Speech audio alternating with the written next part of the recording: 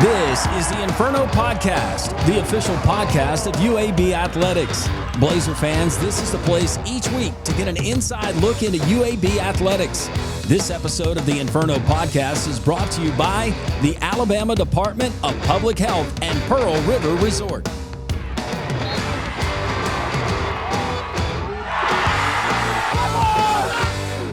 Welcome into another episode of the Inferno Podcast. I'm your host, Landrum Roberts. The episode rundown brought to you by Legacy Credit Union, the official credit union of UAB Athletics. We'll have our weekly update, a lot to talk about on the South Side, not only with UAB men's and women's basketball, but other sports continuing their respective seasons. Some of those sports just getting started. We've got our Coach's Corner, Coach Andy Kennedy, talk about a big win over South Florida, but plenty left in conference play, getting ready for the American Conference Tournament that's going to come up in the state of Texas. So AK is going to be along. Our Student Athletes of the Week, excited about this segment. Two of the UAB Blazers who were so instrumental in that win over South Florida. One of them, McGhee, had a career high in his performance versus the Bulls, and also Brad Ezewiro. You don't want to miss that. The lightning round included in all of that and more.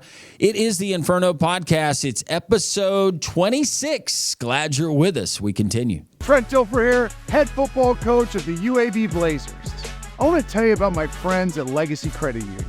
Legacy began as University Credit Union in 1955 and remains committed to UAB faculty, students, alumni, and fans. Not only do they support the Birmingham community, but they are also proud sponsors of UAB and UAB Athletics. Visit LegacyCreditUnion.com and find out why you should become a member today.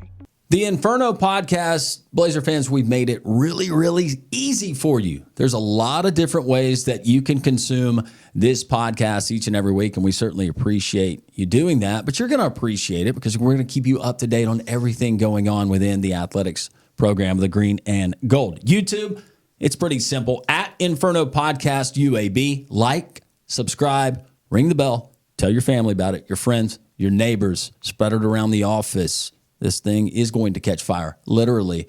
Appreciate you joining us there on YouTube, but also Instagram. You can find us Inferno_pod on Twitter, or the X if you prefer, at InfernoPod_UAB. On Facebook, that's kind of the OG, right? UAB Athletics. You can find it there on Facebook. And, of course, you can go to UABsports.com. We got links. We got all different ways. There is no excuse for you to miss the Inferno Podcast. As UAB athletes, there's nothing we like more than the Lord of Christ. Around here, we say we win as one. One. And to keep cheering for the green and gold. There's one thing we need from you. Ask your doctor about an RSV vaccine. And help protect everyone. Our littlest Blazers and our most seasoned fans are most at risk from RSV. Ask about your RSV vaccine today. So we can all stay in the game. And win as one. Welcome back into the Inferno Podcast. Lance Roberts. It's time for our UAB Weekly Update. Weekly Update is brought to you by the Alabama Department of Public Health.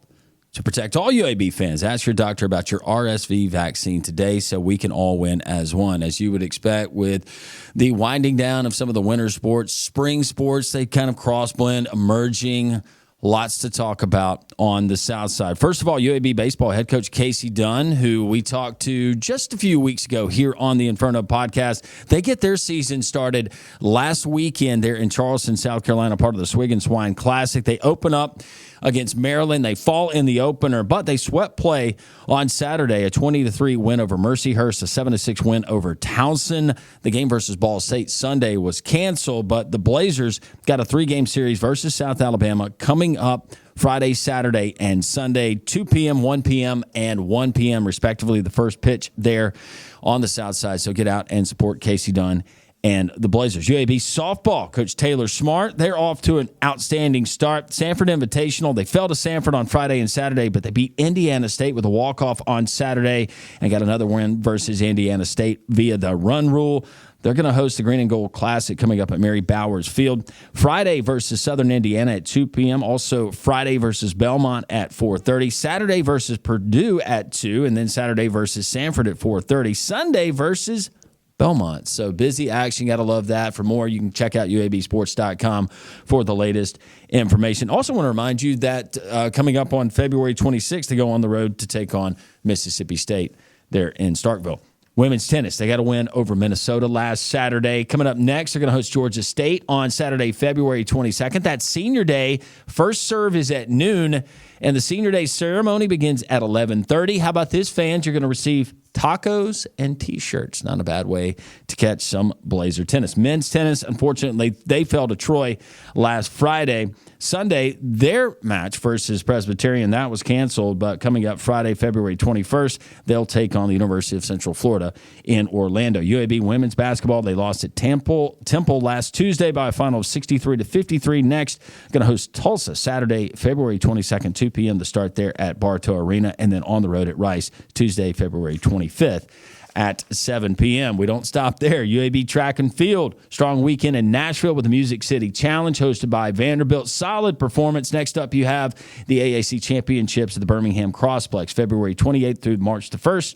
Times for the event to be announced, and you can check them out at UABsports.com. Number 20, UAB Rifle, continuing to have a strong season. They finished third at the SoCon Championships. You got the NCAA qualifier coming up in Jacksonville, and UAB bowling, the season that keeps giving. We're going to talk about that with UAB Athletics Director Mark Ingram. A long season, but at Arkansas State last weekend, and then coming up this weekend, Saturday and Sunday, it's the MEAC number 2 tournament. Don't ask me what, but that is what it is. Dover, Delaware, they'll take on Delaware State. I think that has us wrapped up for your weekly update of UAB Athletics. Once again, we always invite you to go to UABsports.com, a busy time of year, an exciting time of year there on the South Side. We continue. It's the Inferno Podcast.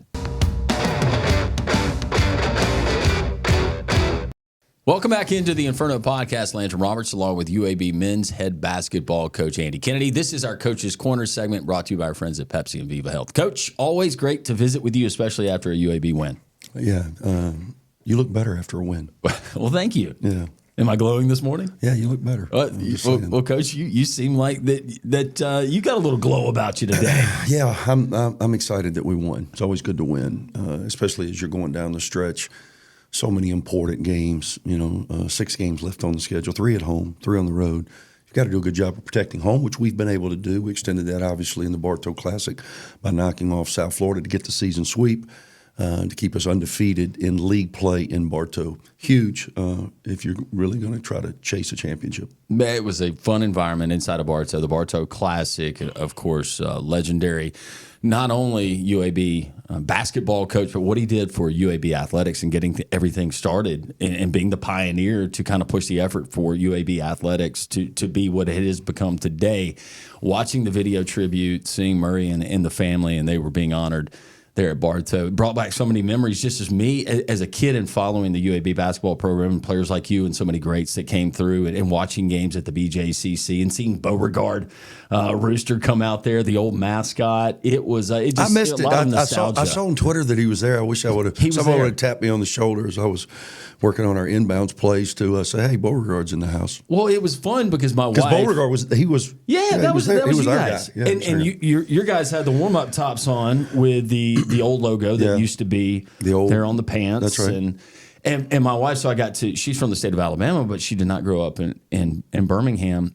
And I kind of got to go through the history, and I said, "No, let me take you back." Can you imagine doing that today? I mean, think about that today in this day and age of you go. What's the pinnacle? It'd be like going to get the coach from Duke to come to Talladega and throw up a new athletic department from scratch and build it each and every brick along the way. People, obviously, coach is renowned for being a great basketball coach, a Hall of Fame level basketball coach. But what he did in building the athletic department, you alluded to, the fight that he had to have off the court every step of the way. Can you imagine in order to try to just build an athletic department? And, obviously UAB is known for a lot of things. And for me to drive back on campus every day from when I graduated in 1991 to what it has become now, it's truly amazing.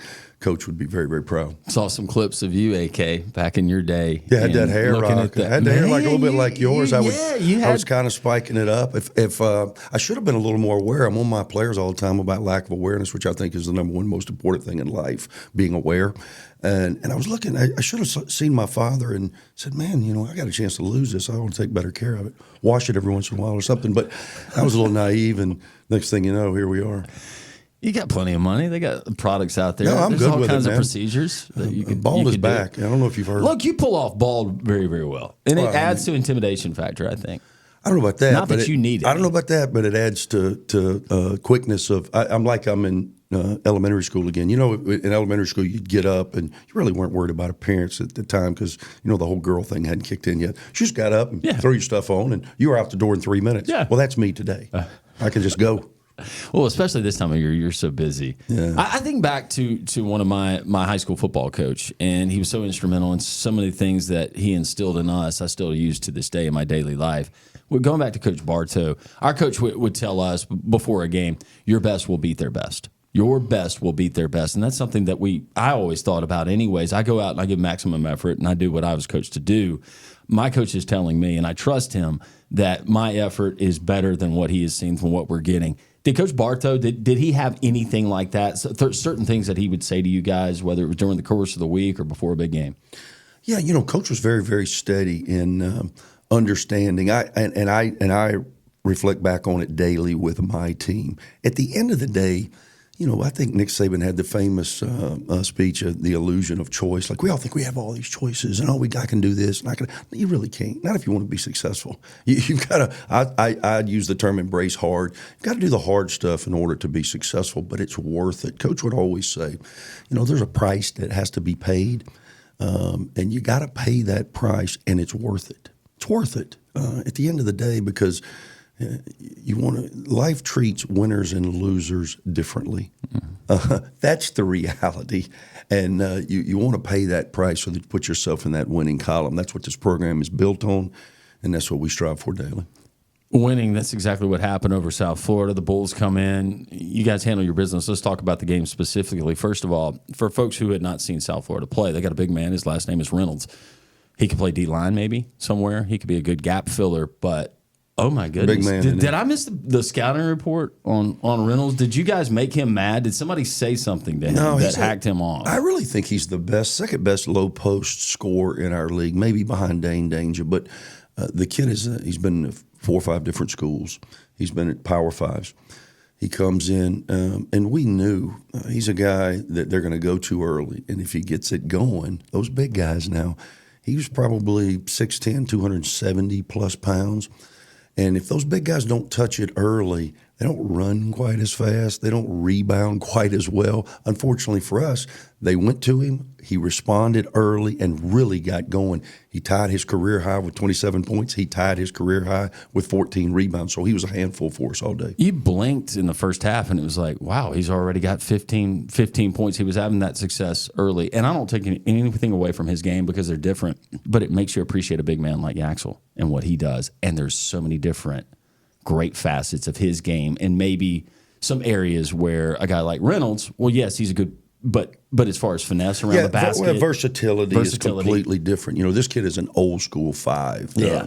Jamal Reynolds is an old school 5, Jamil Reynolds, and he really had his way with us. He's a handful. He hurt us in Tampa, and he hurt us yesterday. We got in early foul trouble. Chris Coleman picks up too early. Then he got Brad Ezewiro up with 3 fouls. So he had our front line in foul trouble by himself because he's such a load, and we were allowing him to catch the ball so close to the basket where, again, he had a definitive size advantage. I thought the inside-out game was actually it was working. You got some good looks outside the arc. We had Butta, and he had a couple of big shots there in the second half from beyond the three-point line, but I thought that overall you guys had some pretty good looks from the outside. We scored 85 points. That's solid. And I thought we missed a couple of layups in the second half, which kind of kept them within striking distance. We're up 8 with the ball with under a minute to play. We get it to our best player. He faces a double team. We didn't handle that great. Ball gets deflected coming out. They pick it up and hit a 3. So now it's 5. We then get it into our best player. He fights a double team. He gets it to our point guard. And Jabari McGhee, who I thought had his best game as a UAB Blazer. had 20 points. He was really dynamic, downhill, finishing through contact. We get him to the foul line, and he misses a front end. They go right back down in about 4 seconds, because I do think South Florida may be the fastest team in our league. They're really, really fast in their backcourt. Next thing you know, it's a one-possession game. That's when we got it to our best player again. See, I'm not as stupid as I look. And this time we got it to Butta. And Butta's been struggling all year, but Butta hit 2 big free throws. He hit 2 threes for us late in the second half without having to think. I think it's in his head a little bit. When you're struggling shooting the basketball, you overthink things. You try to slow down things. You try to go methodically through the repetition of the shot, which is the worst thing you can do. You got to trust muscle memory, trust the work. So he hit 2 late clock where he didn't have time to think. So now he's got some confidence. He goes and gives us a 2-possession lead with the 2 big free throws, and we got it to the finish line. You get the win. You go in before your post-game press conference. Then you get word that a team that was on top of the standings, they're still on top of the standings, but Memphis, they drop a game, and they're on the road to Wichita State. So now with this conference race, and we look at the Americans as we go down the stretch, we get ready for seeding for the tournament coming up in the state of Texas. You look and you say, okay, well, we still control our own destiny. No, I was very aware. I watched it, as a matter of fact, in my office, and our team watched it. They were aware, because the reality is Memphis got us head-to-head. We then got a break by another AAC brethren who we have not played yet. We play them in a couple of weeks in Temple. They come to Bartow Arena in a couple of Sundays. So Temple knocked off Memphis for their only loss. They then go to Wichita State, and they lost another one. So now we are back in control of our own destiny, because Memphis has to come to Bartow Arena. So we're sitting with 3 losses. North Texas is sitting with 3 losses. North Texas only played Memphis the one time. They played them in the Forum early and lost. They don't play them again, just based on the way the schedule works out. So we are in control. We don't need any more help. We just have to win basketball games. The reality is, last year the league was won at 16-2. I think 16-2, 15-3 is going to put you right there. Obviously, we're sitting here at 9-3. Doesn't give us much margin for error, but we are still in control. All leagues are not created equal, and I understand that from top to bottom as far as overall strength. But you've never coached college football. But I feel like home court advantage in basketball is more of an equalizer for a team maybe that is the home team. This was not the case versus South Florida. I'm not referencing that. I'm just, for a team like Wichita State, or for a team like Temple, where you're playing at home and other teams going on the road, all of a sudden they blink, they don't go out there, they kind of roll the ball out there and say, hey, we should win, we're favored by however many, and then you're going back to the airport and wondering what happened. Well, if you believe statistics, which I do, Bill Parcells, famously said, you are what your numbers say you are. So I believe in the statistics of it. College basketball is the greatest differentiator as it relates to home court advantage. 74% of the time the home team wins. I don't know what it is in football, but evidently it's not 74%, because they say college basketball is the greatest in that. And I believe in it. I think it's a number of things. I think kids play with more confidence at home. They say it's worth, if you believe the analytics, about a 6 or 7 point swing per game, which is huge. That's really big, because I think 3 is kind of the standard in college football. So if you're talking about 6.5, 7 points in college basketball, that's significantly greater. We continue our visit here with Coach Andy Kennedy as a part of the Coach's Corner presented by Pepsi and Viva Health here on the Inferno podcast.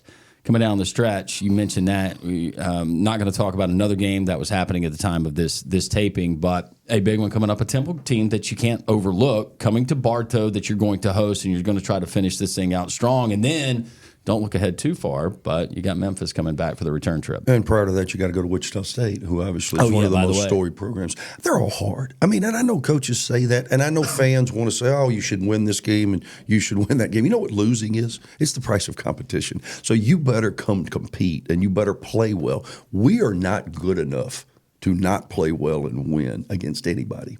I'm not saying we have to have our A game, but we better hit a solid B.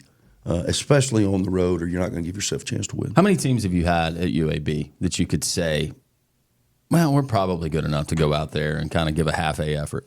Yeah, I think years 2 and years 3, the year that we won the Conference USA tournament championship and played Houston in the tournament. In the year we won 29 games and got beat by FAU, that FAU team that went to the Final Four in the conference tournament championship. Then we advanced to the NIT championship game. Those were probably top to bottom our most talented teams where we weren't as dependent. Now we had Jelly. We needed Jelly to make shots, but we had enough pieces that if Jelly was not on his A game, we still had other areas in which we could beat you. This team's built a little bit differently stylistically. And again, Yax doesn't have to be Batman every game, but that cape better be close. Man, he's just at times, and you just watching the game, if you're not looking at the 21 and column, 19, 21 and 19, 6 blocks. Now, he did have 5 turnovers. He was going for the quadruple double. You know, he's obsessed with the triple double. Yes. And so he had 5 turnovers. So we were getting close to, if you round it up, if you grade it on a curve, which I was always thankful that my college teachers did, if you graded on the curve, he would have been real close to the Well, it was interesting, the back and forth when we had he and Chris Coleman on. And Chris Coleman felt so bad about the triple-double that got away because Yax fed him, and then Chris was not looking at the ball and let the ball go through after he had an easy opportunity for a layup. And so I thought it was interesting that his teammates, and that shows you how great of a guy he is and a teammate. And I know that you love to coach him, but when you have other guys that are mindful of where you are and they want that for you. Yeah, you know, it's a unique thing, and Yax is a pleaser by nature. He's averaging around 4.5 assists a game. I think that number would be closer to 6, which would be incredible if we were shooting the ball better from the perimeter.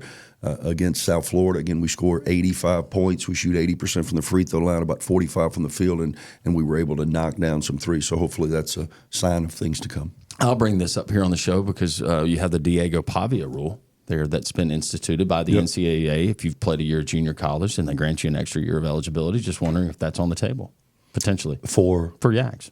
Yeah, he has an opportunity to come back to college. I mean, he's going to have a lot of suitors, and we were able to keep him, you know, in year 1. I don't know what the case would be in year 2. But he, Chris Coleman, Alejandro Vasquez, they all have an extra year. Oh, that's wonderful. Just throwing that out there for anybody who might be watching here, UAB family. Yeah, we continue here with Coach Andy Kennedy here on the podcast. You're going to throw up the Cash App now, and now is the perfect time? Now. Venmo. Scan the QR code right now. But that's kind of what it's become. That is what it's become. I mean, not kind of. I appreciate that. It's what it's that become. Is 100% what it's become. Big picture down the stretch, Coach, with what you got coming up, mindset of this team. I've asked buddies of mine that are coaches, say, "Oh, how you guys going to be? You had a good week?" Well, yeah, we've had a good week, but you never really know. And 18 to 23-year-old kids, what you're going to get that night. Do you have a pretty good idea of the mindset of your team? No clue. No clue. We will prepare. We try to be consistent. We have a mantra.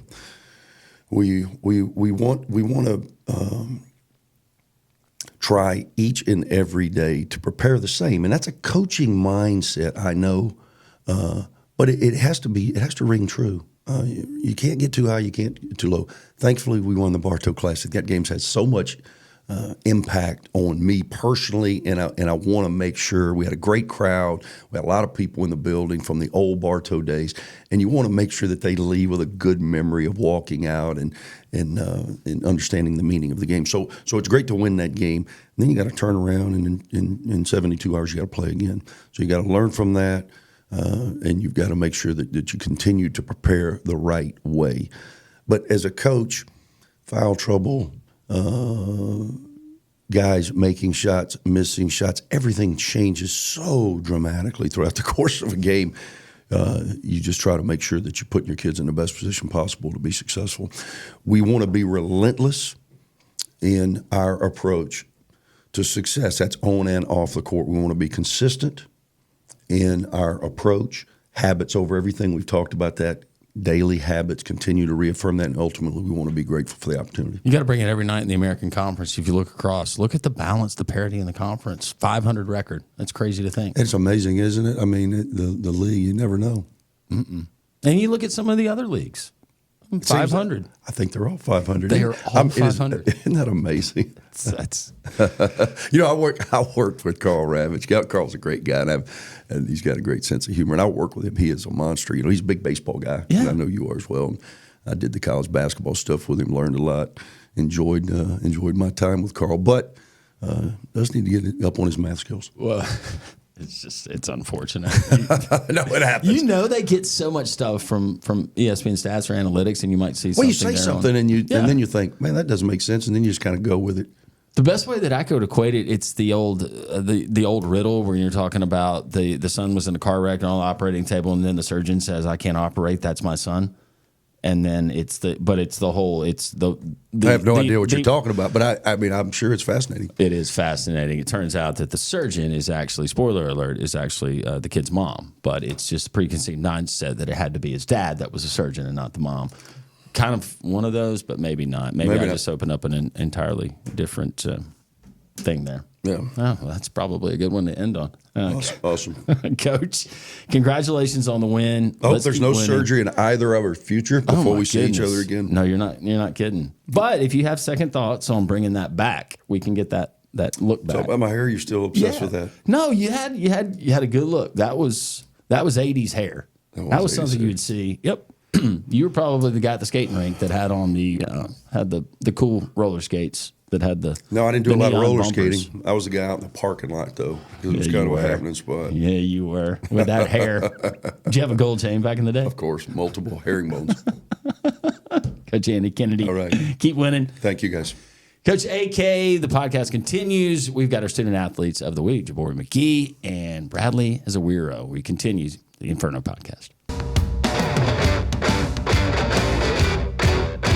Welcome back into the Inferno podcast. It's time for our student athletes of the week. Joining us, UAB standouts. We got Bradley Ezewiro and also Jabari McGhee. Guys, welcome in to the Inferno. How are you? Thanks for having us. Good, how are you? We're doing great. Good. Fresh off of a win over South Florida in the Bartow Classic. That was fun. Jabari, I'm going to start with you. Career high. You got it going early. You were going downhill a lot. You were taking it to the rim. You had strong finishes. What was different about the game versus South Florida than some of the previous games that you had played in this season? Honestly, it was the ECU game. Like, I had 0 points and I kind of took it personal. So like the week of practice was kind of a weird feeling because I really didn't know like what had happened or would I get benched. And that was my main focus about just being able to go back out there and still been doing what I'm doing and getting over that hump from the ECU game. The ECU game, and I know that UAB fans, that was a game that you guys felt like you should have won. Why is it? I was talking to AK about it with home court advantage and why it seems like it's greater in college basketball even than it is in college football. And he agreed, and he pointed to some of the stats and the metrics that they pulled from it, where it's a difference in about 6.5 and 7 points. Why is it different in college basketball and just that night in, night out and some of that inconsistency? I know that the other team is trying to win, but has it been frustrating, especially this year with maybe at times a lack of consistency and not having that carryover from game to game, Jabari? I mean, yeah, but I also think it's tough to win on the road in college. And, because every team is going to have good players no matter what level or where you go. And I just think when we went to ECU, they was just more aggressive than us. And playing at home court, you play more freely. You got the crowd there. And I think just the confidence that they had and the shots that they was hitting the first half is what kept us behind the last couple minutes that we couldn't take the lead again. Brad, you came in early. You had a big challenge there. And when I say big, Jamil Reynolds, that dude was a beast. Yeah. I was thinking, golly, I was telling my wife, I said, he's 6'10", maybe 6'11". He's got to be 305. And I went and I looked, and they had him listed at 275 pounds. I think that was gracious. There's no way that he was 275 pounds. You guys agree? Yeah, no, he's not 275, but he's a good player. 355? Yeah, but he can move. Yeah, he can move. He actually is a good player. Yeah, he doesn't have the finesse that Yax has. Nah, he don't. The versatility. I don't think too many does. No, you're right. Man, no. What was it like? And look, I was with you, man. I was with you. We're not here to harp on officials, but it was right there in front. I could see your frustration, and you had to keep your composure, but it was. Yeah, no, it was an intense game. All credit to USF and their big man.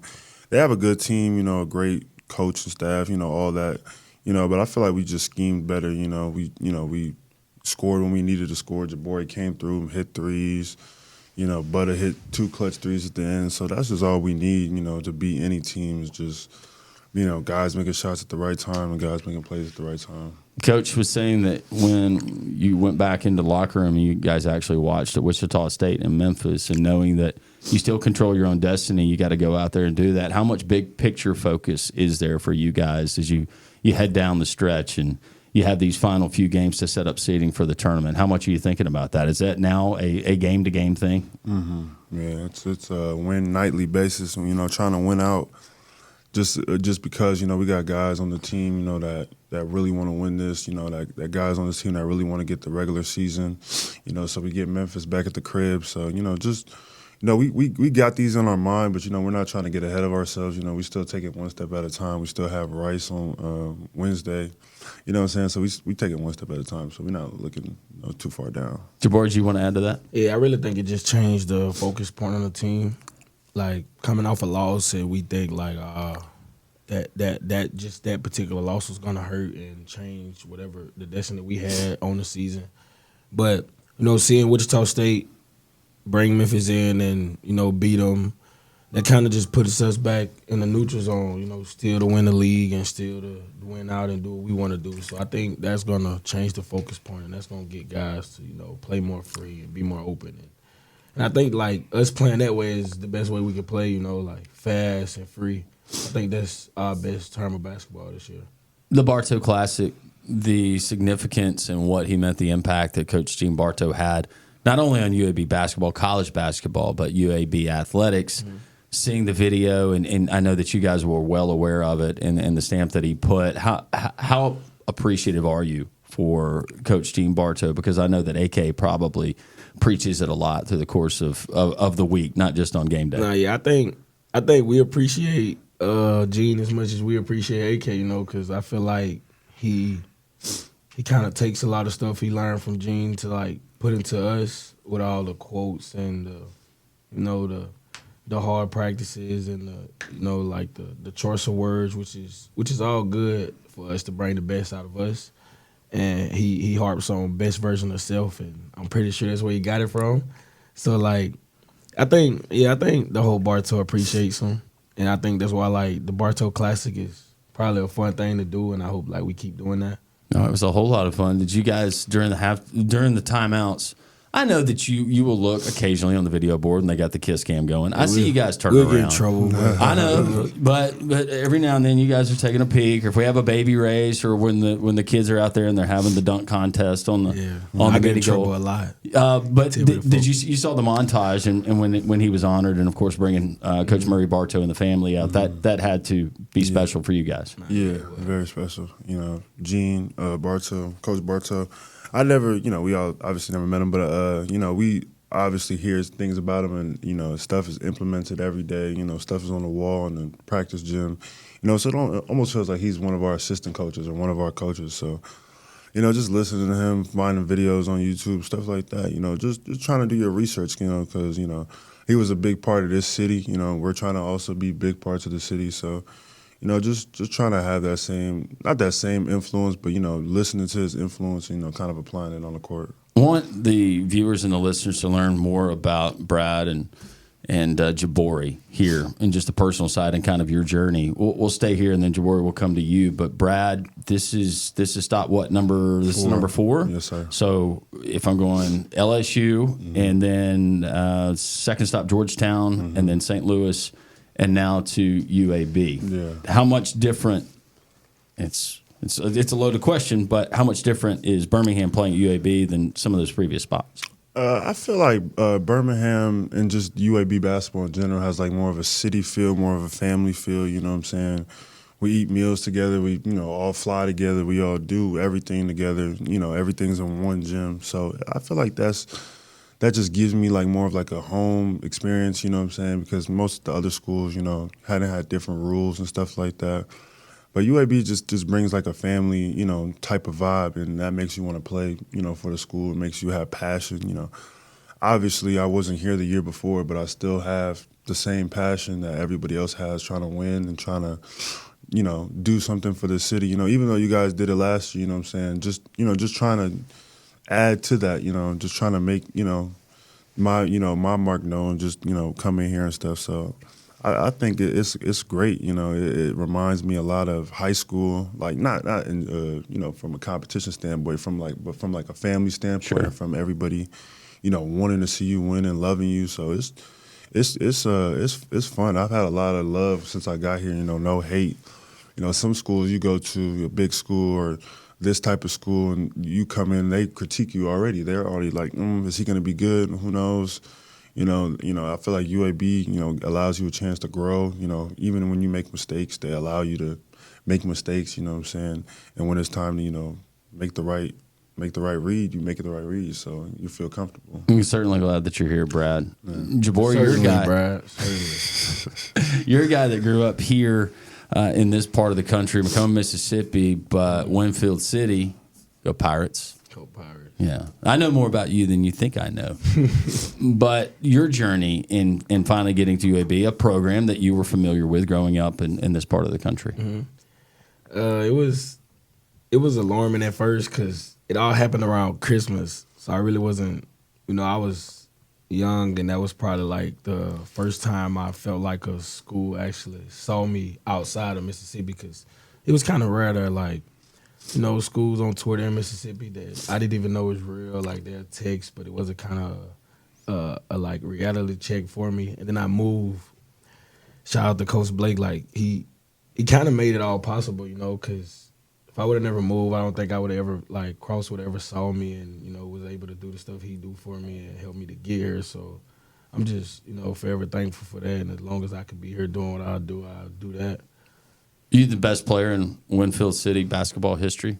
You're definitely better than Bart Heitch.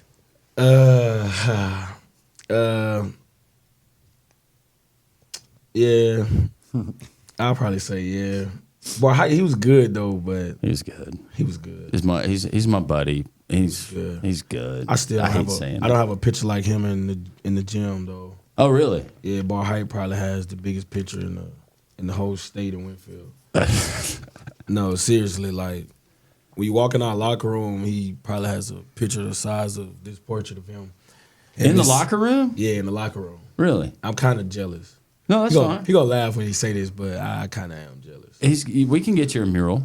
Because my other buddy, Nick, who's still there in Winfield. Nick's one of my favorites. Yeah. And Posey and I, we grew up together. And we can get the Jabori McGhee mural. If you need the Posies, they'll probably get one of me at home before the school will, but one day I hope I will get one. A great performance. You had a career night versus South Florida. And kind of ask you what was different about it, but your game when you are on, you are so good, and you're just another piece of this team that opponents have to worry about. Finding that consistency, dialing it in. I know it's not that easy, but that's got to be a part of your thought process, especially here down the stretch. Yeah, like you said, just finding the consistency and I mean, it's not hard to find it, but just actually being consistent at a college level, like each night, every game, minute for minute. I mean, that's kind of hard because I feel like some games, I feel like the impact I'm making is good enough, and in some games I feel like it's not. But that's just being a point guard. You put a lot on yourself, and I just feel like the guys on my team, like, they know it's my first year, but they keep me level-headed, not too high, not too low. So as long as we stay together, I just think, and just me focusing on doing what I'm doing, I just think, we're going to have a good year. I still don't think nothing we've done and none of the games we've lost is going to hurt if we focus on the main thing still. When you say together, and I'm going to ask both of you guys, Brad and Jabori, what's the chemistry like? Because you got new faces. You're coming in. You had to meet some of these personalities. You had to do the same thing. You had guys that had already been here. But overall, and I don't expect you to say, it's toxic and we hate our teammates, but what is that culture like, maybe compared to other places that you've been? It was rocky at first. It was rocky? Like, me and Brad, we didn't like each other. Yeah. We was about to fight.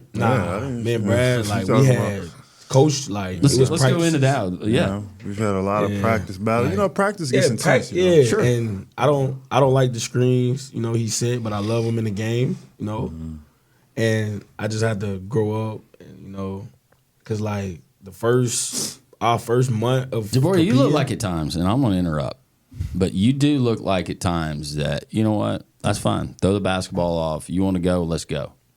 I gotta fix it, man. I gotta fix it. No, that's okay. You play with a lot of fire. Yeah, and I think that's just fire and desire in me. You know, like I just want to win probably more than anything. So I feel like if anything's in front of me winning or who I'm with winning, then some got to give. You know, like we can't.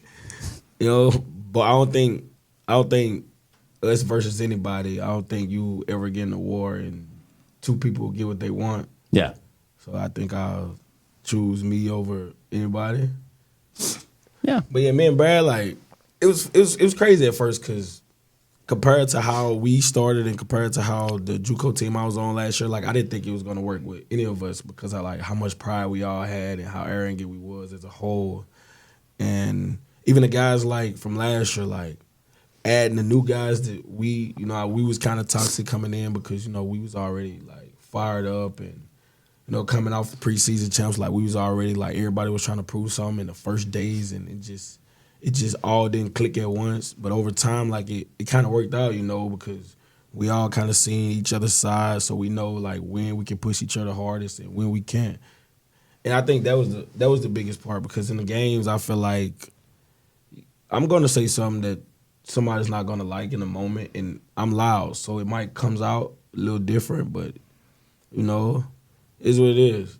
You hear it enough, and you gonna know where I'm coming from it. Like, I'm not trying to be a bad teammate or this and that. I'm just trying to get you to do what you're supposed to do. Because if you're not, I just feel like if you're not giving me what you're supposed to, then you're being selfish. Well, and everybody has different personalities. That continues, and that's what makes it such a beautiful thing. And you're going to have differences, and there's maybe quirks about me or quirks about you, and we don't see it eye to eye. But there has to be that forging, that unifying.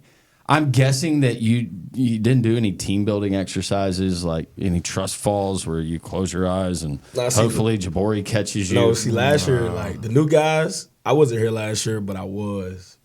And like the new guys don't even know about like the strongman week. And I don't honestly know too much about it, but I don't think this team would have made it through that. Like with the old strength coach. Like KG's great, but the old strength coach, I don't like. After I met him a couple times, I honestly don't think we would have made it through his strongman week with the carrying the dumbbells around campus, picking each other up, like doing all that. Like we wasn't like that. That would have been the worst week ever.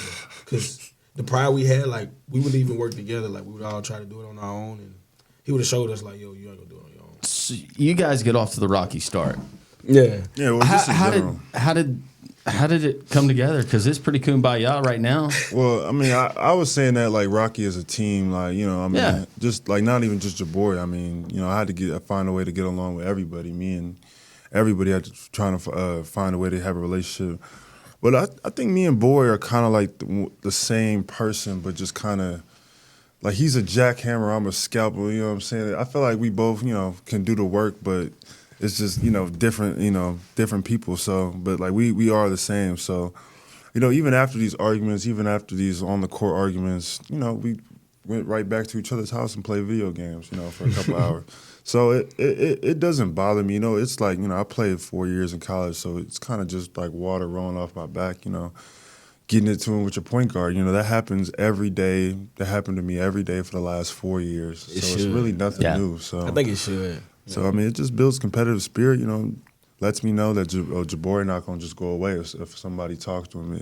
Jabori's he's going to say this if somebody say that to him. So just, just trying to make sure you feel him out, just before, you play on a court with him, you want to know, what type of heart he has or what type of, line he has in him. So, just seeing that in the first couple of weeks, I was impressed. I was even telling Jabori, like, oh man, well, we got other guys coming in who average points at the D1 level, so what you gonna do about it? And he, responded. So it's like, all right, so if I can say that to you and you come out and you trying to get 20 and you trying to go at the other point guards, I mean, that's all I need right there. I can get behind that and I can play with you. And, we could try to win games. So. And hopefully it happens, but the performance that you had and some of the performances, but you see the strengths, the individual strengths of the makeup of this roster in particular. And if and when, and hopefully when it all comes together, guys, right? it's scary how good this team can be, but we're running out of time, and I think Andy stressed that to you all, that you're only going to get so many second chances, and you got a second chance. And I think in our generation, because AK he talks about it a lot. I think our generation, like hearing stuff like that, it doesn't make it come faster, if that makes sense. Right. I think it just adding more pressure and to see like how guys like hit big shots in the game and be consistent with this and that. Like it's just going to show you like when the time comes, when it's right, it's going to be there. Like I'm really just ready to see how it like all unfolds, because I just got a good feeling about it. Yeah, I do too. I feel good about it. And I really never had been in a position to say that. Last year I was kind of on the team where we didn't lose a game until we lost the tournament. And my freshman year, like I was on a pretty good team, but we didn't have a chance of winning it. So like it's probably like the only time where I've been in a position where like everything you do can control it. Like it's not really anybody else controlling. And I kind of like that feeling.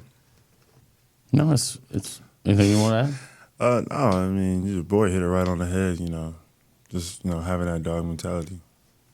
I have that dog mentality. Speaking of mentality, we got questions. Lightning round segment. You're going to have to answer. We'll do that next. The Inferno continues. The if in life. It's a world of possibilities. If you go for a night out with friends. If you can keep an eye on your money along the way. If you know you have overdraft protection with no fee transfers from savings. When you get a low balance alert, it's easier to say yes to fun. If that sounds good, try Regions Life Banking. Stay ready for the if in life. Regions Bank embrace the if in life. Welcome back into the Inferno podcast. Landon Roberts continue to be joined in our Student Athlete of the Week segment to UAB men's basketball players. We've got Bradley Ezewiro and also Jabori McGhee. It's time for the lightning round. Yaxel Linderborg's pretty good at it. I think that he might be the best that we've had on it, and he added an impression of the Joker that he did. He's done for us twice. I always ask now, not just basketball players, but any sport that comes on this show, do you have an impersonation that you do that you would like to share? I don't have one. I don't have one.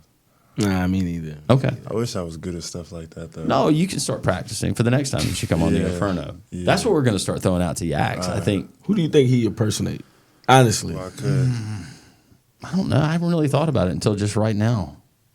Maybe I could do a good Look Denzel. at the eyes right over here. Jabori? Sure. Who is it? No comment. Come on, Jabori. I actually want to know. Who can I impersonate? Mark Henry. That's not true. Or you talking about a WWE wrestler? Yeah. What's I mean, sometimes we do that. We do WWE moves before the game. I get like 2 games ago. Not even 2. I think it was a couple games ago. Like he got this pregame ritual where he's sprinting up the hall. I come out of the locker room, we about to run out. He's sprinting up the hall full speed. And like the WWE moves. That's the only reason why I said Mark Henry. But I seriously, I say it has to be like a character. I say like, have you ever watched the movie Bane? If I took my mask off, what would that do for you? Yeah, I get Brad that. I'll get back to you on that. Yeah, Brad. There's a role that you can play. Yeah, Jabori as well. I'm like a security guard role. A security guard? Yeah. Like an extra? Yeah, like an extra. Yeah, back in that type of actor. I don't know what he talking about. I'm not impersonating no security guard. We get a leading role for you, Jabori. Yeah. All right, it's time for the lightning round. I ask you questions. You try to answer them correctly. I'll let you know quickly if you have answered them correctly. It's pop culture. We'll start with this one. Who dominated the 67th Grammy Awards and came home with 5 Grammys? Which artist? Elvis Presley. You just saw him recently, so that would be no. But Elvis Presley, I like the throwback. We got an old soul. Here we go. You said 60s, so I'm just. Yeah, I ain't gonna lie. I was born 2004, Chad. I don't even know. Who dominated the Grammy Awards recently and came home with 5 Grammys? 67. Oh, this year? Kendrick was Lamar? it Kendrick Lamar? Yeah, there we go. All right, so you guys thought it was the 60s. Stop thinking fast. All right. What was the name of the first James Bond movie in which Daniel Craig appeared? James Bond 007? Are you just going to go with his answer? Is it 007? Yeah, I'm going with his answer. He seemed pretty confident. No. Casino Royale was the name of the I was going off the video the game. Bond film. Yeah. That's okay. Video game. Yeah, James Bond video game 007. This is a good one. I hope that you have seen this one. Which hit 1988 Eddie Murphy comedy finally got a sequel in 2021? Norbit. Nope. Well, I don't know if it did or not, but not the movie I was referencing. Coming to America. Molly producer liked that one. Jesus. Coming to America. Yeah, this is not fair. I was tripping. I'm a little older than him, so I got a little bit. Coming to America is good. Barbershop. It is good. It is good. What was the name? I don't even know what Coming to America is. Oh golly, I was thinking. You don't know what Coming to America is? Nah. With Eddie Murphy? I'm getting jealous. We could watch that. Coming to America. What You is it need to about? watch that. Yeah, no, I've that'd be seen a it. good. That's a good team building movie. I've seen it. I think playing the I'm game. 3-0 right now, right? You ain't won No, that. you're 2. Oh, 2-0? Yeah, 2-1. 2-1. 2-1. All right, so 2-1. Brad's Kendrick winning. Lamar, I got that one first. No. We gave you that one. What was Dwayne The Rock Johnson's first movie in a leading role? What was The Rock's first movie in a leading role? It's not Fast and Furious? It was not. It was Gridiron Gang. No, I'll give you extra answers.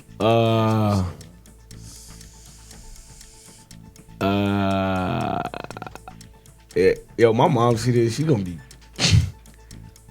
She loves some rock. Nah, I just whenever I was watching movies, I was actually playing the game. Yeah, but other than Gridiron Gang and the Fast and Furious series, like I don't even know what other movie he's been in. He's been in a ton, but none of you can name, right? Yes. Yeah. What's those early movies? What's the one with where he's a football player and he has a daughter? Is it that one? No, it's not that one. The name of the movie Nah, that is movie. I actually seen that movie. I like that movie. Yeah, Scorpion King. Oh, I ain't seen that one. I like Dwayne The Rock. Y'all can watch that one on the plane together. Yeah, Scorpion. Mm-hmm. All right, bet. Nah, Brad, he sit too far back on the plane. Nah, I sit in oh, yeah. He like 3 seats in front of me. Yeah. Y'all are totally not going to get this one either. Which pop star, that's encouraging, right? Which pop star is the godmother of both Elton John's sons? Who's Elton John? Oh, Elton John. Who's Elton John? Is it Marilyn Monroe? No, keep going though. These answers are great. Yo, how do you even know these names? Elton John? Betty something? I don't know. Nah, I don't have Elton John, yeah. Nah, I have no idea. Crocodile Rock. He's a rock star, but who his mother's kids How are. do you know that? I mean, you just know Elton John. You grow up, you wake up knowing that. Like, how did you wake up and know a pop star? And it seemed to me, live your life like a candle in the wind. Never knowing when the wind blows. I thought that would bring up nothing though. Jabari just drawing a blank. All right. The answer to the question is Lady Gaga. Oh, she is the godmother of both of Elton John's sons. I know Lady Gaga. I knew it was a famous. I knew it was a famous woman. No, you didn't know. You said I was finna say Marilyn Madonna Monroe. next. I was finna say Madonna next. Madonna. Yeah. Next question. This is about you. We learn about you. Wait, do I get the answer too? Yeah, you're gonna go first. You go first. Mountains or beach? You want to go to the mountains or the beach? Beach. Beach, yeah. Beach for you. Beach. Most hated chore. Wait for it. Dishes. Yeah, dishes. Yeah. Oh, bro. That's why I said wait for it. 100%. Doesn't matter the sport. I want to call Chris right now. All student athletes at UAB, most hated chore, washing the dishes. Yeah, because it's. I just think like I don't know. Like if the water was already in there and the dish was already took out the sink with all the stuff, food and scraped off of them, you know, I'll do that. But the dishes where it's like in the sink and it's like dry food. And But that's why that's the problem. I'm not. Don't procrastinate when you eat. Do a pre-rinse. Just go ahead and knock it out. Yeah, go one step further. I don't like. I have to tell somebody that every now and then. Go one step. Why are you just going to put it on the counter? The sink's right there. Just go ahead and pre-rinse it. I got about 1,000 paper plates. You know, I just do. So you go the paper plate. Yeah. I did that in college. Yeah. Not great for the environment, but good for Brad. I'm so sorry about the environment, guys. Sorry, environment. Paper plates is, you know. I might need to try that. I might need to try that. Don't have crusty dishes piling up. Yeah. Nah, Chris, I might give him a call. Yeah. My roommate. Yeah. I think it's his turn. Gotta be his turn. Chris, is that your teammate or is that another Chris? He's one of the managers. Okay. And he's actually from Mississippi too. Like I know him. Like, Chris Coleman doesn't like doing dishes. Yeah, and I was trying to talk, he and Yaks, they were asking about the pods and actually how the dishwasher works. It's amazing. No idea. Maybe just one segment, we just go through some stuff that you guys have questions about, just around the house. Try to help you out. Little brotherly advice. Air conditioner filter, I don't know. Mountain or beach? I probably should have said mountain. You like the mountains? Yeah, just because everybody else probably say beach. No, beach is fun. I love the beach.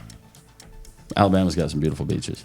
Oh, I'm from California, so yeah, we got beach. No, we got white sandy beaches. Okay. It's not that old nasty. Is it khaki is it near sand? here? Huh? Or is it? Yeah, it's south. Oh, it's south. Yeah, like It's down. like 4 hours. 4 hours. That's not bad. That's bad. Alabama Gulf Coast. That's easy. That's easy. And it's prettier, Jabori, than the Mississippi Gulf Coast. I don't like the drives. You know, we have to drive some places for games. No. I'll be asking if we flying all the time. I'm not really good with driving. Just FYI, me, Jabari McGhee, never would think the Alabama coast is prettier than Mississippi coast. It is. I want y'all to know that. You guys got the casinos. That's your coastline. The guitar one? Well, yeah, there's that. That's the only one I see on the way there. The guitar one. The guitar one. All right. Hardest position to play. Point guard. I agree with that. Yo, AK, will you? Never mind. High scoring game or defensive battle? High scoring game. I take the defensive battle. I kind of feel like that's the my right answer, Jabori. That's my high scoring game. Nah. I'm not even gonna lie. Everybody get buckets. We all happy. So just give me a like by high scoring, how much? 62-58. That's high scoring? No, low scoring. 62-58. High scoring. 98. 88, 84. I want that game. 88, 84. Yeah, I'm taking the 88, 84. Why? Because of stats? Nah, because I'm pretty sure. You're not even lying. I'm not lying. I just feel like if a game was, what'd you say, 54, 56? Yeah, 66, 62. I don't think that was a very good game from start to finish. And I probably would take the better game, so I'll take the 84, 88, as long as we win it. Yeah, as long as we win. Yeah. A lot of times you're not getting back in transition. A lot of easy buckets. A lot of wide open looks. Not playing D. That's all right. They do it in the NBA all the time. Now, sometimes guys are just making shots. We all making shots, and everybody playing as hard as they can. We celebrate too much, too long. As a fan, we celebrate too long. No, I'm not talking about UAB, but as a fan, oh my goodness, you're going and you see the other guys running back down the floor, knowing that's your man, and if they want to hustle, they got numbers right now, and you're sitting here celebrating something that happened 15 seconds ago. I think it's a different feeling when you do something that you like constantly do, and you look at a fan, and that fan is like eyeing you down, and I think it's just it's a different. I think the time start moving different because the moment you still in that moment, the other world is like continuing, but you and that fan, like y'all are still like, and you in a twilight right now, and you're like, a finely tuned athlete, and you're gonna let that guy who's probably overweight and is out of breath walking to his mailbox get in your head and you're going to show him up, just do your business. Get down on the floor. I know it's easier said than done. I don't think we had them problems for real celebrating. No. Maybe after a lob or something. No, you guys don't. I see it all the time, though, across basketball. Yeah, we getting right back. AK ain't going to have that. Yeah, whatever we getting into defense, that's all we worried about. I think, and that's another thing. Like, we switch so many defenses. Yeah, you got to pay attention. Like, you'll think we're man, and then CC will be waiting to have court and you'll run into our zone. So you really ain't too really much you can do in transition unless it's like a long shot and I don't get back and I go crash and there's just nobody back there. Then I done did that before.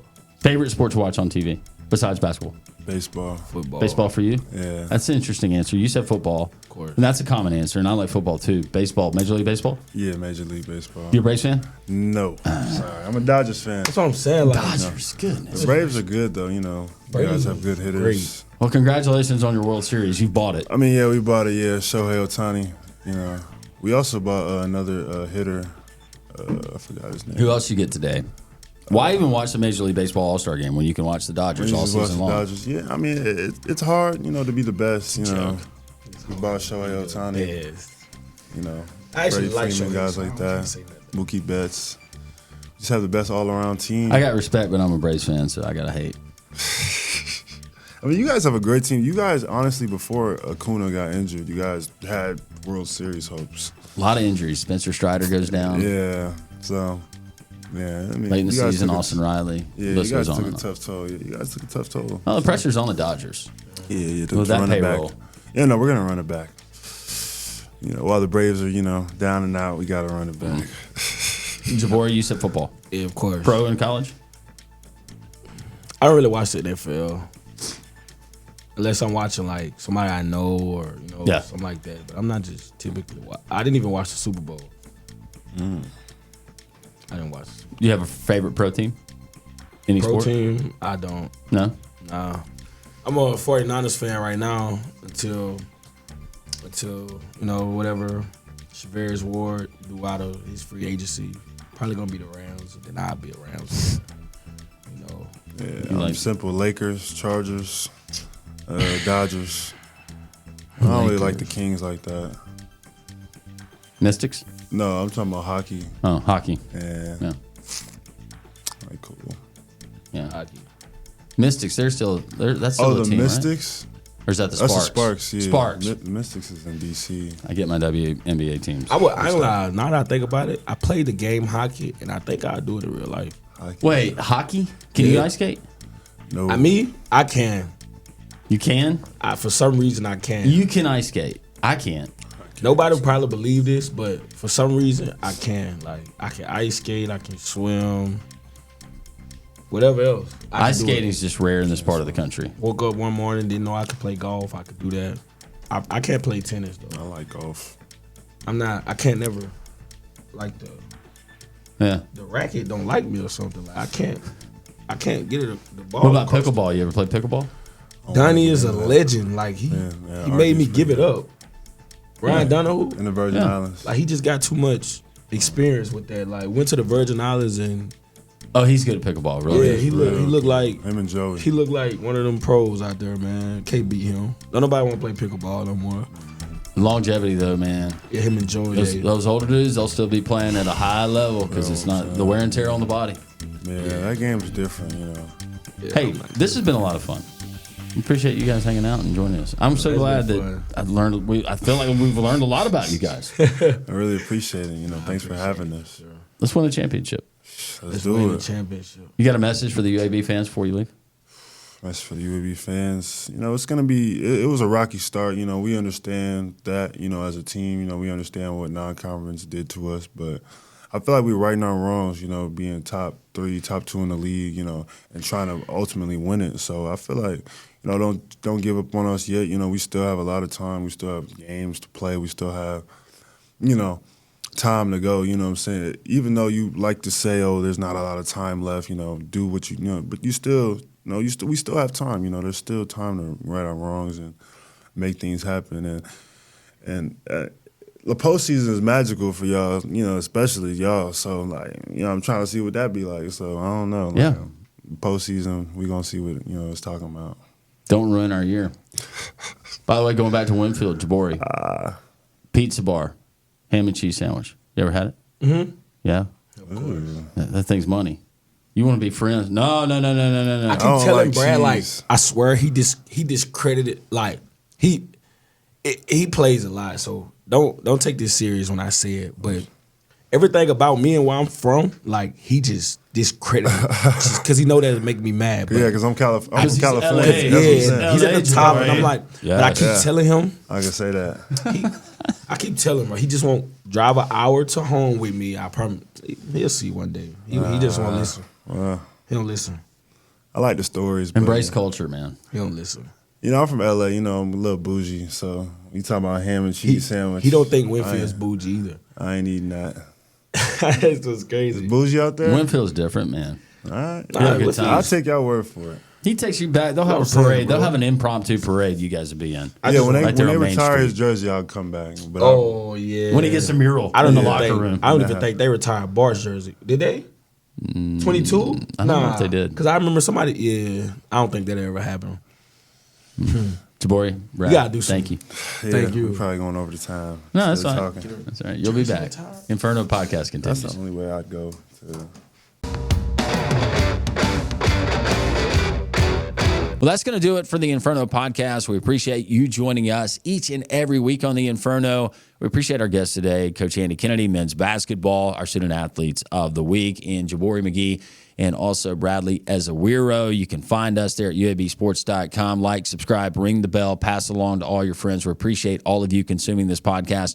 We could not do it without you. For our producer, Molly Robinson, and all of those who make this possible, I'm Landrum Roberts. Thanks for joining us in the Inferno. Until next time. This is the Inferno Podcast, the official podcast of UAB Athletics. Blazer fans, this is the place each week to get an inside look into UAB Athletics. This episode of the Inferno Podcast is brought to you by the Alabama Department of Public Health and Pearl River Resort.